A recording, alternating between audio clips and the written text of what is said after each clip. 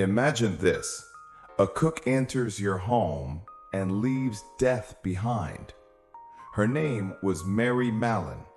History remembers her as Typhoid Mary, the woman who poisoned New York.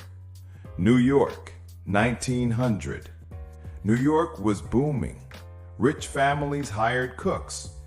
Mary Mallon, an Irish immigrant, was always in demand.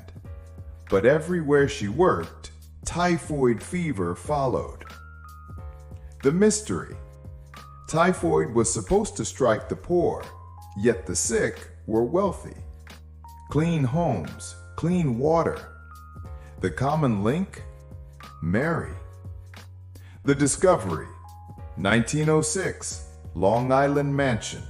Families collapsed with fever. Investigator George Soper searched.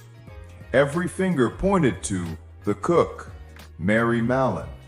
She denied, she fought, she ran. The chase. New job, new family. Again sickness, again death. Newspapers named her Typhoid Mary, the woman with death in her cooking pot. Arrest. 1907, police stormed in. Mary resisted. 5 men dragged her away. Doctors tested her. The shock? She was healthy, yet carried the deadly bacteria, the first known silent carrier. Quarantine and escape. Locked on North Brother Island, 3 years of isolation.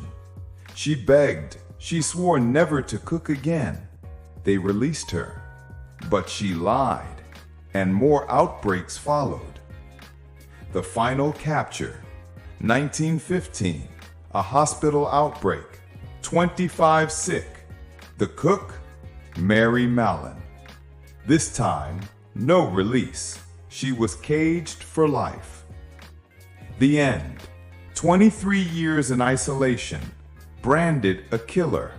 She died in 1938, still swearing she'd harmed no one. Lesson?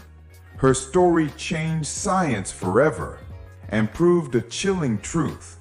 Sometimes, the deadliest killers look the most ordinary. If you enjoyed this story, don't forget to like, share, and subscribe for more untold history.